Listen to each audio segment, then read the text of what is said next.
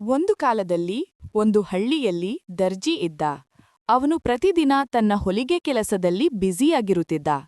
ಹಳ್ಳಿಯ ಮೂಲಕ ಪ್ರತಿದಿನ ಒಂದು ಆನೆ ತನ್ನ ಪಾಲಕರೊಂದಿಗೆ ನೀರಿಗೆ ಹೋಗುತ್ತಿತ್ತು. ಆನೆ ಯಾವಾಗಲೂ ದರ್ಜಿಯ ಅಂಗಡಿಗೆ ಬಂದು ಸೊಂಡಿಲು ಒಳಗೆ ಹಾಕುತ್ತಿತ್ತು. ದರ್ಜಿ ಹಾಸ್ಯದಿಂದ ಪ್ರತಿದಿನ ಆನೆಗೆ ಏನಾದರೂ ತಿನ್ನಲು ಕೊಡುವನು. ಹಣ್ಣು, ಹಸಿರು ತರಕಾರಿ ಇತ್ಯಾದಿ. ಹೀಗೆ ಆನೆ ಮತ್ತು ದರ್ಜಿಯ ನಡುವೆ ಒಳ್ಳೆಯ ಸ್ನೇಹ ಬೆಳೆದಿತ್ತು. ಒಂದು ದಿನ ದರ್ಜಿ ಬಹಳ ಕೋಪದಲ್ಲಿದ್ದ. ಆ ದಿನ ಆನೆ ತನ್ನ ಸೊಂಡಿಲನ್ನು ಒಳಗೆ ಹಾಕಿದಾಗ ದರ್ಜಿ ಹಣ್ಣು ಕೊಡುವ ಬದಲು ತೂರಿ ಸೂಜಿಯಿಂದ ಚುಚ್ಚಿಬಿಟ್ಟನು. ಆನೆಗೆ ಬಹಳ ನೋವಾಯಿತು. ಆನೆ ಕೋಪಗೊಂಡು ಹೊರಟಿತು.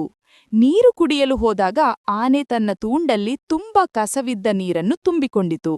ಹಿಂತಿರುಗುವಾಗ ಆನೆ ನೇರವಾಗಿ ದರ್ಜಿಯ ಅಂಗಡಿಗೆ ಬಂದು ಸೊಂಡಿಲಿನಿಂದ ಆ ನೀರನ್ನು ಸಿಡಿಸಿ ದರ್ಜಿಯ ಎಲ್ಲಾ ಬಟ್ಟೆಗಳ ಮೇಲೆ ಚೆಲ್ಲಿತು. ಅಂಗಡಿ ಬಟ್ಟೆಗಳಿಂದ ತುಂಬಿ ಹಾಳಾದವು. ದರ್ಜಿ ತನ್ನ ತಪ್ಪನ್ನು ಅರಿತುಕೊಂಡನು. ತನ್ನ ಕೋಪದಿಂದ ಆನೆಗೆ ನೋವು ಮಾಡಿದ್ದು ತಪ್ಪು ಎಂದು ಮನಸ್ಸಿನಲ್ಲಿ ಪಶ್ಚಾತ್ತಾಪಪಟ್ಟನು.